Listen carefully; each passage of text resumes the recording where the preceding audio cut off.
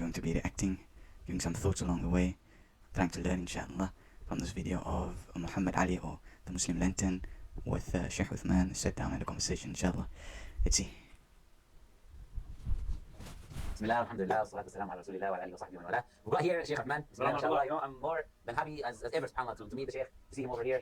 He just let me know that he's coming, secret between me and him, no one else. And subhanAllah, he said we have to take this opportunity, this chance, inshallah, to have just a friendly chat, talk about different things, inshallah, benefit from the Sheikh, and have a bit of a back and forth, inshallah, see what's going on, different topics that we can talk about, inshallah. So, inshallah, everyone benefits from this. And if you're watching this on my channel, make sure to check out the Sheikh and the content that he does, mashallah. He's doing a lot of great work, a lot of great da'wah, mashallah, reaching a lot of people. People come always on my live streams, oh, I've watched the videos of Sheikh Uthman, this and that. It's always like this, subhanAllah. So may Allah Azza wa Jalla bless the brothers, and we have to always cooperate with people upon goodness, on the Quran and Sunnah, upon correct beliefs, and this is the Muslim Brotherhood, not the other Muslim Brotherhood, the good Muslim Brotherhood, having brotherhood in Islam and cooperating in good and doing things which benefits the ummah, inshallah. Because the Prophet said the believers are like the bunyan, they're like the building, you shouldn't do ba'd, we strengthen each other. So it's something very important. I was very, very happy, that the Sheikh was here, and I was in London at the same time, alhamdulillah, it was a perfect opportunity. So Allah Azza wa Jalla to have this chat, inshallah. So I want to go straight into it, inshallah, and I want to ask you something which is very important, which I think a lot of our viewers would resonate with, which is the idea of people seeking knowledge from debates.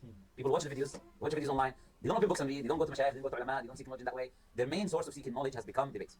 Which is the debate of Sheikh Uthman, even though we don't even call it debates, but they watch whatever content we do, and this has become the primary source of knowledge for people. And unfortunately, they watch the wrong individuals, and they end up having emotional positions, things which are not based on Quran, Sunnah, Shubha, this and that. So what would you like to say on this specific people who are watching, or watch both of our content? Alhamdulillah, wa salatu wassalamu ala rasulillah. First and foremost, I just want to thank you for your time, and a lot of our viewers also have been loving your work that you're doing, and Allah Mubarak, sticking to the Kitab and Sunnah, and really taking the da'wah, and Allah increase you, and Allah protect you, and all the brothers out there that are working on the Quran and Sunnah, and Allah protect them all. This is something that we really push for in the One Message Foundation, is to make sure that du'at are tullab ilm, and tullab ilm are du'at. So if you want to give da'wah, don't just be like, oh, I'm just going to go to Speaker's Corner, I'm going to go to some park, I'm going to get a YouTube channel, TikTok. You need to seek knowledge, because what are you calling towards, right? And if you are a talib ilm, if you have knowledge, share that knowledge, right?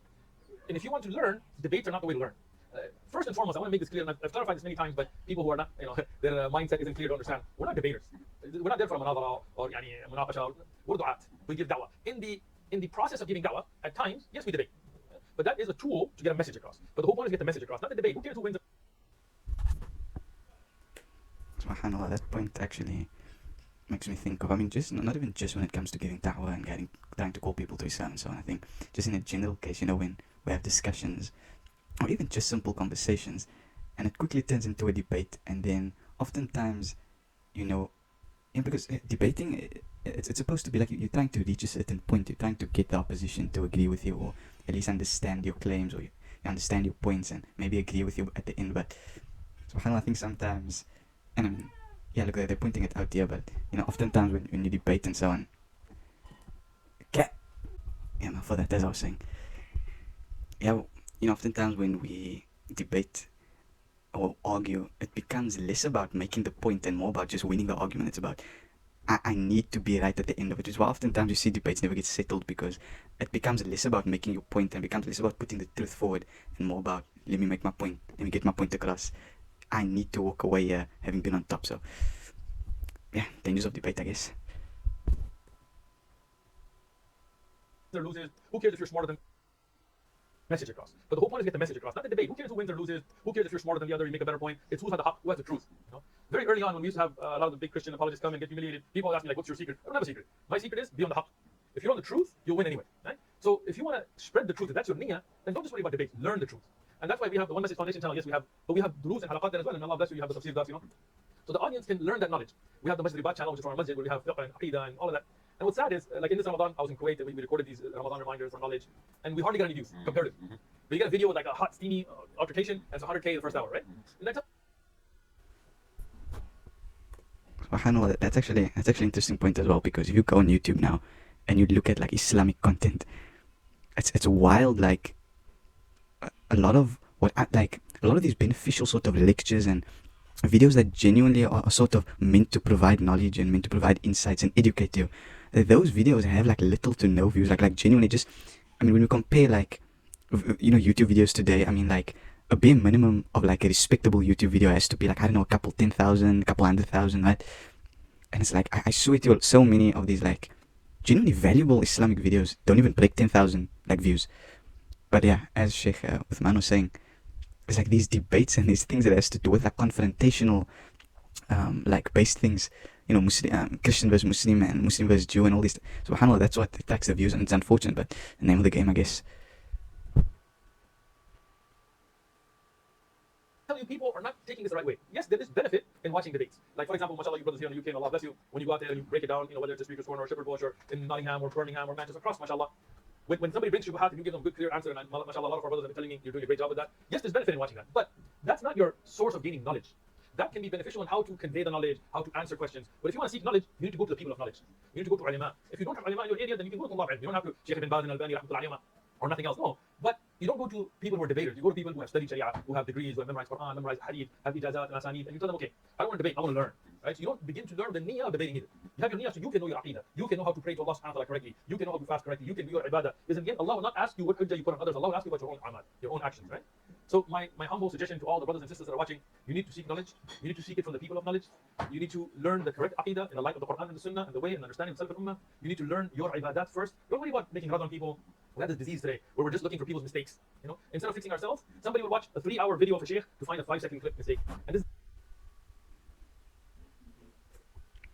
I actually recently came across a hadith. Actually, I learned it from the last video that I acted from Mufti Mink. But the hadith that says, طوبى لمن شغله عن عيوب الناس. I might have butchered the Arabic there, but blessed is the one who is concerned about his own faults over the faults of others. And I think, yeah, it's actually a very relevant hadith there with what Sheikh Uthman said. Blessed is the one who is concerned about his own faults over the faults of others. is a disease, from the diseases of the heart. Yeah? Cleanse yourself of this. Worry about yourself first. Do I know why Allah subhanahu wa ta'ala, his sifat, his asma al-husna, what he has revealed about himself? Do I know what is our aqidah about the Quran, about the Prophet alayhi salatu wasalam? Do I know how to make salah correctly? Not just that, okay, my grandfather did it that way, but according to what are the arkan, what are the shurut, what are the wajibat, what are the nawaqid of wudu, and so on, in accordance to the adillah evidences, so I can practice it. Not so I can tell you you're doing something wrong. So it's very important to go back to the ulama and learn from the proper mutun, the classic texts and beginning books. And again, another thing today, in the West, everybody thinks that the first year they study, they're going to become Imam Ghali, or Imam Shafi'i, or Ahmad ibn Hanbal. Allah have mercy on the great Imam of the Ummah. No, you begin with beginning books. You begin with like Aqsa, like we have Aqsa al-Mukhtasar, Umdat al-Ahkam, Umdat al-Fiqh. We taught both of those. We did Dalil al-Talib. We did other books like beginning books. So these are fiqh books. And Hadith, we did Arba'un. We did Umdat al-Ahkam, Dalil al-Maqdisi. We didn't finish it. Right now we're doing Zad al-Mustaqni'. I mean, some pause because I'm traveling a lot. We did Lumat al-I'tiqad and Aqidah. Of course we did Usul al-Salat, all the classic books. Some of them we didn't record. Some of them were just me and a few brothers. But all of our du'at, we made sure that they go to the classic text. And even right now in our masjid, we have a mahad. From the brothers who were from my students that went and studied, they came back, and some of them that moved to San Diego or so on, they're study, they're teaching mutun, they're teaching knowledge, they're teaching new Muslims Arabic, they're teaching, and this is very, very important. If you want your own self to grow, don't focus so much on debates and drama, focus on knowledge. Okay, so may Allah reward you for that. So this is more of the advice for people to do. But I want also your feedback on the harm effects of doing that. Because like, subhanAllah, like, I'm sure you get this as well. You get a lot of people who message you, email you this and that, and what they will end up saying is, I was doing da'wah online with this person and he told me this and why is the answer? So what ends up happening is this, right? You have another example sometimes what ends up happening as well when these people take this knowledge online, is that they end up not getting the answers. Because in the heat of the moment, you back and forth this and that, he says 1, 2, 3, 4 points, you answer 2 and you miss one. Yeah. You end up watching the video, getting the doubt, not getting the answer because there was not enough time. Of course it takes way longer to answer and to ask a question or to throw the doubt, right? So they end up picking that up instead of picking up a benefit, right? Because you're saying you can pick up benefit and no one can deny it. SubhanAllah as well, like, it just reminds me of this analogy where, I mean, look, taking that approach to da'wah where it's like, you're not fully knowledgeable and fully equipped from a, I don't know, an academic or just from a knowledge perspective, you're not equipped, but you want to go into the battlefield type of thing. You can make any type of example. I mean, look, I'm personally a big MMA fan, MMA, UFC, and, it's like trying to fight a professional fighter knowing you're not trained. Why would you go and do that? You should expect something bad to happen, right? Why would you go into it doing something like that, right? And so, yeah, subhanAllah, it's just, the point being, I think, we should definitely be educated enough if we want to enter the field of da'wah, because that's not a joke when you talk about attempting to, look, Allah ultimately obviously brings people to Islam, but I think when we're trying to sort of give guidance, we need to actually make sure we're guiding correctly, I guess. There are benefits, right? So what about the harm effects? What would you like to say, like the harm effects? Because these people need to understand that, okay, we are advising you, but we're not just saying advising you because this is the best way and you'll find the way you are, but this is just the best path. There are also big harm effects that you can take, right? Very true. And this is the problem, that some people, even brothers and sisters that want to do da'wah, don't jump into it. Take your time, right? Seek knowledge first. Because sometimes what happens is, in a debate, somebody will throw something at you, or not just in a debate, let's say you're out there on the street corner giving da'wah, and somebody who's practiced this, somebody who's maybe a Christian apologist or an atheist that has a PhD, will come and throw something at you that you're not ready for. Now, you're on the haqq, you're on the truth, it's just that you may not have been ready for the answer. So now, one of two scenarios happen. One happens, you give an answer that's wrong. Now you get the ism, you get the sin for it, because it's not your religion. It's not just about defending, it's about clarifying. Balagh. And we're there to do tabligh, we're there to convey a message. Not just, we're not apologists. Like many people call me a Muslim apologist. I don't apologize for nothing, So we're du'at, and we're giving da'wah. What are we giving da'wah toward? The Quran and the Sunnah, what Allah has revealed. So our job is to, if you don't know, don't make it up. Because you'll get the sin for it, you'll misguide people, you'll misguide yourself and others. The second, you might get a shubha from the shubuhat, a doubt, that even though there is an answer, just because you don't have it, or you don't know the people around you that have it, it will mess you up. So very important, be in touch with the people of knowledge. Go and seek the knowledge first. I'm not saying you have to be a mufti to give da'wah, but you should know that ayah. Not that you just go out and start talking.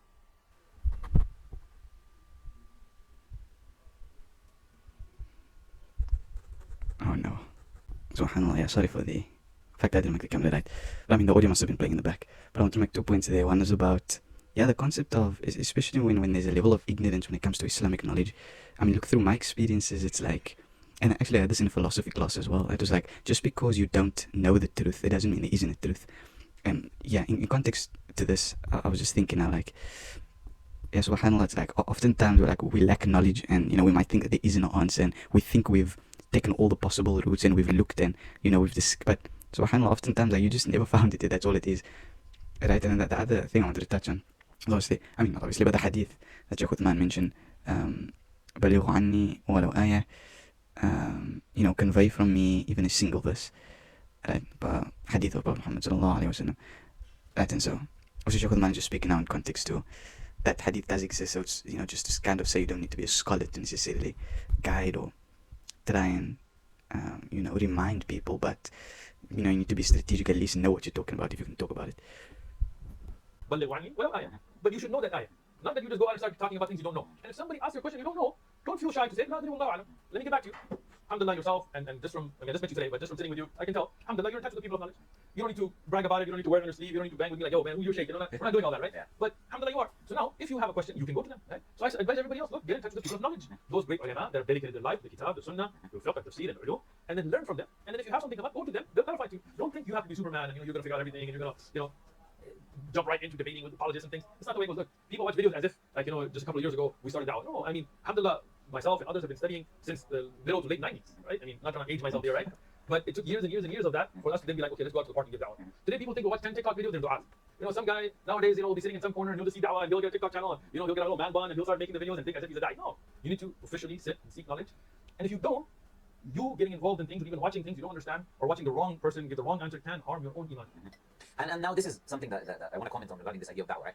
Da'wah and debate, they're not the same thing, right? And I think this needs a lot of clarifying, because sadly, a lot of the people now they watch different people. Some of these people, what they end up doing, they don't do da'wah, right? They do shouting back and forth, screaming back, exactly. Now, and a lot of people think this is da'wah, right? And I think we need a bit of a clarification for the people. What is da'wah, right? What is the difference between this idea of da'wah and debate? These are not the same thing, right? They're not.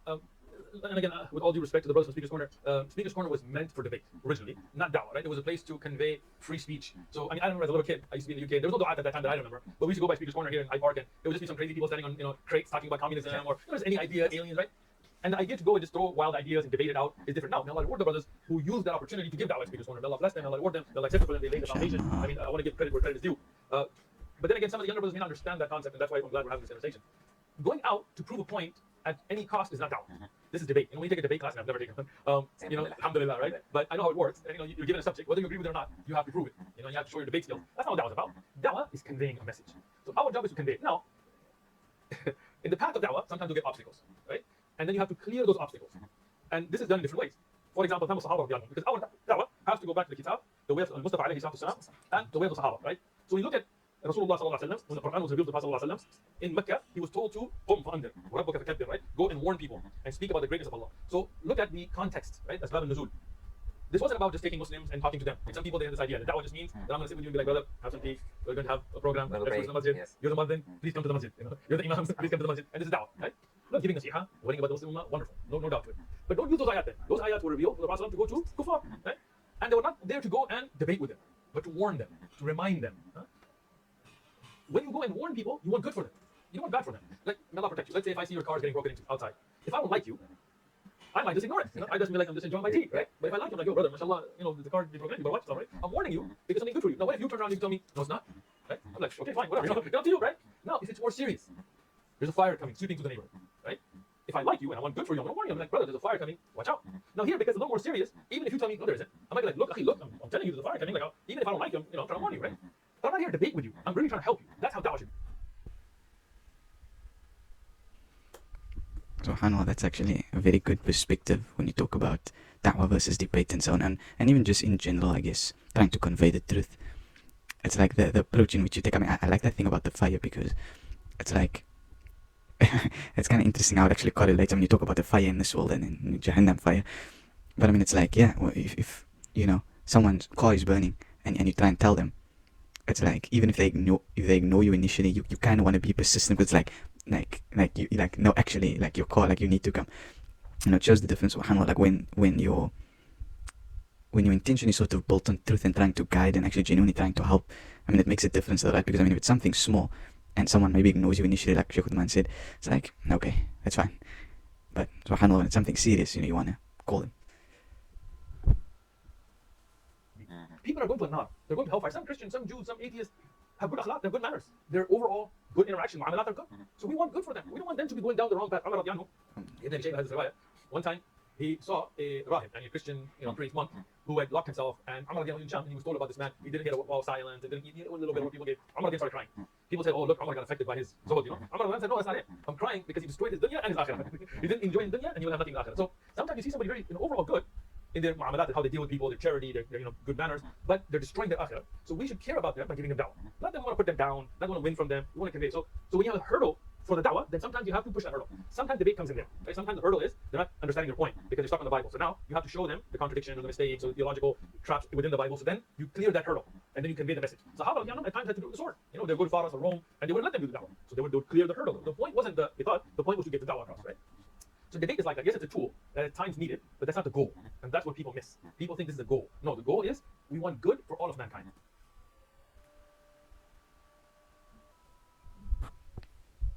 Jews, Christians, atheists, agnostics, Hindus, Sikhs, Buddhists, we want all of them to recognize the truth that there is only one Allah, He has no children, He's not a blue guy or a monkey or a cow, and we want them to recognize their creator and worship that one creator so they can be saved. We don't want money from them, we don't want fame, we don't want views, we don't want subscribers, we don't want any of that. We want to connect the makhluk with the Khaliq. And subhanAllah, something is just simple to say about that. I remember one time going to the corner and there's this new person there and he's just like saying things and making mistakes. And then I went to one of the brothers there who's more senior and I said, look brother, this person, because you know him, this person is making mistakes. Then what he ended up saying to me is he's learning. Yeah, you learn, then you give the da'wah. You don't give the da'wah, you learn. So we've got this issue now today, is that people think that I'm going to learn through giving the da'wah. And I'm sure you're well aware, Bukhari has this book, right? Muhammad, and he uses the verse of the Quran, فَعْلَمْ أَنَّهُ لَا إِلَهَ إِلَّا اللَّهُ. Stuff like, know first that there is la ilaha illallah. Then do istighfar, then the action comes later. And if there's one thing I've learned from all of these years, subhanAllah, if there's one thing, the most important thing I'd say, learn all the years I've done da'wah, is this idea. Da'wah is not about convincing the other person. Yeah. Wallahi, this takes so much weight from your shoulder. Like, why do you try to go spin around, use this argument, this philosophical argument, this, that. You're trying your best to convince someone, and then Allah did not give you that. He did not say to you, He did not put that responsibility. Allah says, let's don't cite it. You're not controller over them. It's only upon the messenger to deliver them. SubhanAllah. So it's very important. I think it's good that we're clarifying this. But also about the idea of when people watch you, now we're talking about theoretical knowledge, how you behave, right? How much does that affect the non-Muslims that are perceiving the content that you're doing, I mean, we have people who claim to be du'at, a lot of them. Yeah, so subhanAllah, that's a powerful point there about how much, I mean, a common saying that your actions speak louder than your words. I think it's so important for Muslims today as well to actually, I'm not going to say give da'wah through their actions, I don't know if that's a proper thing to say, but I think they should be presenting Islam properly in their behavior, in their actions, in the way that they speak, in the way they conduct themselves. Because subhanAllah, I think, look, if many of us are able to represent Islam in its true beauty, that in itself will call more people. So subhanAllah, that interesting concept was brought up there about actions versus your speech. Your speech is one thing, but how do you act, how do you behave? SubhanAllah. They lax on their own salawat, they don't pray on time. A lot of them, as far as even their dealings in the da'wah. And I want to caveat this by saying nobody's perfect. We're not expecting perfection. Me, you, every other da'i, we have our own shortcomings, we have our own faults. None of us claim to be perfect. But you have to do the da'wah in the right way. Right? So for example, may Allah reward you, I've seen you in your videos as well. We were the first ones, I believe, that started, we blurred the women. Right? And I remember when we first started doing this many years ago, our channel was very small. One of the people who had been on the da'wah scene a lot longer than us, with nasiha, like wanting good, he told me, look, don't do this. I had the same experience. Really? SubhanAllah. I'm not going to expose it. Yeah, probably. So the brother tells me, look, we've been at it a long time. What you need to do is find the best looking girl that comes to your table, take a picture, and use that in that thumbnail. SubhanAllah, I think you got the same thing. Yeah. And I remember I was shocked when I heard this. And I told him, look, if that's what it's about, they can keep the da'wah. We're going to do it kitab and sunnah. So in our da'wah, we should have the best akhlaq, we should have the best manners. Now again, we have shortcomings. I'm not expecting perfection, but we do our best. We should ourselves on our salah, our siyam, our zakah, our ibadah, we should be on our game. Now, everybody will have shortcomings, right? But as a da'i, you should not then promote them, right? Meaning, let's say, may Allah protect us all, you like to watch movies, whatever. That's between you and Allah, right? But don't be in the da'wah with movie screens in the back and using that in the thumb. No, da'wah has to be kitab and sunnah. And that's why things like free mixing, things like using music, things like using things of haram, not in da'wah. You have to keep it kitab and sunnah because the way of the anbiya is to keep it according to whatever Allah reveals to them. Look, Rasulullah sallallahu alaihi wasallam, Sahih hadith told us about the day of judgment that there'll be anbiya that will only have one person behind them, and there'll be anbiya with nobody behind them. Does this mean they fail?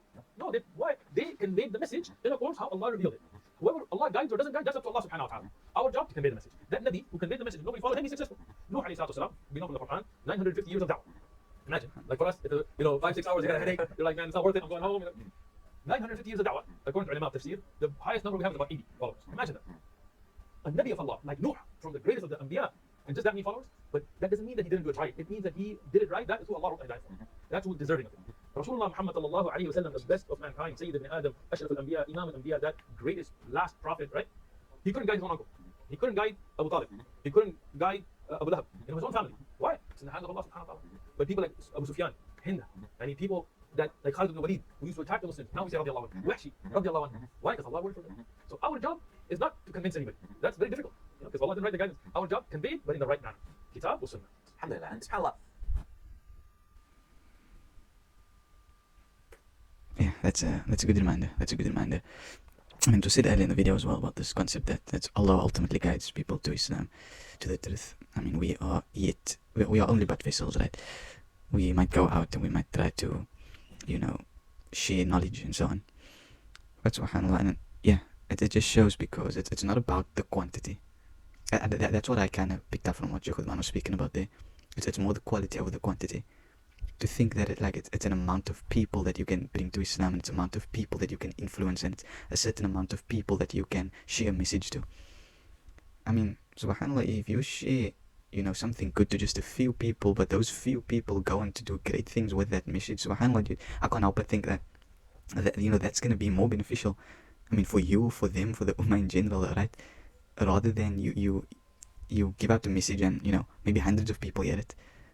Or just let's just say many people hear it. But then, nobody acts on it, nobody does anything with it. SubhanAllah, I mean, what would you rather have though, right? One person who takes the knowledge, does good with it. Or 10 people who take the knowledge and they just forget it the next day. It's a point. Recently, we have this like massive scale of people accepting Islam. I mean, with the grace of Allah Azza wa Jal, there are people accepting Islam left, right, and center, celebrities, everything. Right? And there are a lot of the Muslims are excited. They're very like happy. They want to do da'wah, this and that. And I want to talk a bit, get your feedback a little bit on what types of da'wah they can do. Because not the only da'wah is, as you know, of course, is not what we're doing. It's like the face-to-face interaction. This is not the only types of da'wah that you can do. Right? So what would you kind of advise people that are like they're excited, they see the da'wah, but they think the only way they can do da'wah is they need to go on the streets. So what would you say? Sheikh Abdul Aziz ibn Baz, he has a risala, a small book on da'wah, and he talks about da'wah being fardul kifaya, like a communal obligation. And he says, but when it's not being fulfilled, and as he's right, that in his time it was not, that it becomes a fardul ayn, it becomes an individual obligation upon every person from the ummah of Rasulullah sallallahu alaihi wasallam until that haqq is fulfilled. But what does that mean? Does that mean we expect our sisters in niqabs and abayas and hijab to go out in the streets and be in a place where they're going to get attacked, and we're going to take our 80-year-old men to go out there and get yelling all day at speakers? No. This is a misconception. Not everybody needs a TikTok channel or Instagram channel or YouTube channel. Look, da'wah is from whatever skills you can provide. Once again, go back to the example of the Salaf al-Ummah. The Sahaba had different skills, and they brought those to the table, and they utilized them for the deen. Right? Some of them, like Hassan ibn Thabit, radiallahu anhu, he was very good with language. He learned Hebrew, and he was able to convey that message to the Hebrew-speaking audience, the Jews of Medina, having picked up that language. But we don't hear a lot about Hassan ibn Thabit radiallahu anhu for the battlefield, right? Even though, of course, he participated, but he was a poet. That was his skill, language and linguistics. Khalid ibn Walid radiallahu anhu. I'm sure Sheikh Uthman is going to finish continuing on the same subject, but yeah, I wanted to say before it slips my mind, because that's so powerful though, like using your skills, using what you're good at, using the advantages that you have to better the ummah. You don't necessarily have to be a scholar, you don't necessarily have to be the one who's stood in front, at Jumu'ah giving a message and, subhanAllah, climbing the mimbar and trying to guide people in that way. Like, what are your strengths, right? Look at what advantages you have. Because subhanAllah, I mean, there's different areas and there's different ways, like was previously mentioned in this video, like how people can be guided to Islam. And it's like, if everybody's just focused on like the speaking aspect, it's like, what about all the other realms, right? Who's helping out in those realms? So yeah, subhanAllah, that's a powerful point about focusing on your strengths and then trying to better the ummah using your strengths. MashaAllah, I mean, he was a mujahid. I mean, sort of Allah, Saifullah, and we in history books, even Kuffar write books about his strategies and military. A man who never lost a battle. Can you imagine, like pre-Islam, post-Islam, never lost a battle? Like that's a record you can't beat, right? But when is the last time you read from Khalid Walid in tafsir, or Khalid Walid in explaining a hadith or a fiqh ruling, right? Now, on the other hand, Abdullah ibn Abbas, Abdullah ibn Mas'ud, ibn Ka'ab, Abdullah ibn Abbas, Abdullah ibn Umar, the Abdullahs, from the Sahaba, Aisha radiallahu anha, Salama, you find their aqwal in tafsir and fiqh and hadith. So that means they all had skills, right? Now, like that, people have skills today. Allah bless you. Allah, and I'm not praising you in front of you, just giving an example. You have a good way of being able to explain things, right? And a lot of our brothers from San Diego have been watching your stuff. So Allah accept it from you and them and us. So this is what Allah is giving you. Utilize that for the da'wah. But you are a very small part of that team. There's people behind this camera right now. There are people that gave you funding to buy this equipment. There are people that take your videos and promote them. That is a major part of dawah. I am not the president of OMF. I didn't start OMF. I'm a nobody. I'm just a regular da'i amongst the brothers of OMF. There are many other brothers that are behind the screen that go and set up the table, that order the English language translations and give them out and deal with all that paperwork and reward them, that deal with filing taxes and stuff that I hate doing, right? But all of that together is how the da'wah works. So if you are blessed with Allah subhanahu wa ta'ala with some knowledge and you have the ability to convey it, that's your da'wah. Right? If Allah subhanahu wa ta'ala bless you with wealth, that can be your da'wah. You can come to Brother Muhammad Ali and be like, okay, look, I hate speaking, I get nervous, I don't want to be out there, I don't want to get attacked and all that, but Allah's giving me some barakah in my risk and my money. I want to donate to, not for you to make money off of, but for you to go and buy, for example, like we just ordered 100,000 English translations of the Quran, right? Before that, we bought cameras, we bought, permits, for example. warehouses. At times, when you go out to different countries, to fly to Dawah and this, I can contribute that way. That's your da'wah. Maybe Allah gave you the ability with technology, and that's a very important thing nowadays. Because for me, for example, I'm not a tech guy. Like even though I have a degree in computer science, it's not my thing, but there are brothers and sisters that have set up TikTok channels, that have set up Instagrams, that have set up all kinds of different social media accounts. I don't even know them. But may Allah reward them. They take those clips, they put them out there, and that's their da'wah. Women in niqab and abaya, hijab, that are sitting in their houses, never, no tabarruj, no going out and showing, no need, but they're instrumental in the da'wah. Women that encourage their husbands, that encourage their fathers, that encourage their children, that women that make those clips and put it on social media, that translate it into different languages, that's your da'wah. Every one of us has to be involved, but in your capacity. True. And all of it's equally as important. Absolutely. SubhanAllah, sometimes I get surprised when people send me things and some videos of the channel in languages I didn't even expect. Like this is the video translated. I've never seen this. And there's a whole channel, and I'm sure you get this a lot. And SubhanAllah, it's like, There are more views on those videos than our own channel. SubhanAllah. I saw a video in Bahasa, in the Indonesian language. It had like 20 million views. And SubhanAllah, I don't even speak Bahasa. And I saw a video of mine in Russian. And I forgot how many million views it had. I'm like, no idea. In Arabic. And a lot of those channels, we have no idea who they are. We don't copyright any of ours. We don't use it. And that was Allah subhanahu wa ta'ala. But those people are getting that reward. That whoever becomes Muslim, most of our shahada right now are online. Although we have good amounts still in person, most of them are online. And most of them are not through our channel. They're through other people. So may Allah put in their mizan, hasanat, in their scale of good deeds, that even without ever stepping out into the field of, because that was not easy. Right? When you go out to Speaker's Corner or Balboa Park or Midway or wherever else, in Manchester or Nottingham, whatever, you're gonna get attacked. You're gonna get spit at. You're gonna get rushed. I've been physically attacked more than once. You could get stabbed, you could get shot, you could get, all these kinds of things. But not everybody needs to be in that danger, right? Some people step into it, and Allah accept it from them, protect them all. Other people from behind can do as much, if not more, by supporting them. Absolutely. Now it's a global village, right? Right now, your videos are reaching places in the world that you probably don't know exist, right? And that's because of people sharing the videos, promoting the video. Click that share button, share it, because that's how the da'wah grows. Barakallahu feek. SubhanAllah, I want to say something now which is important for the people watching, right?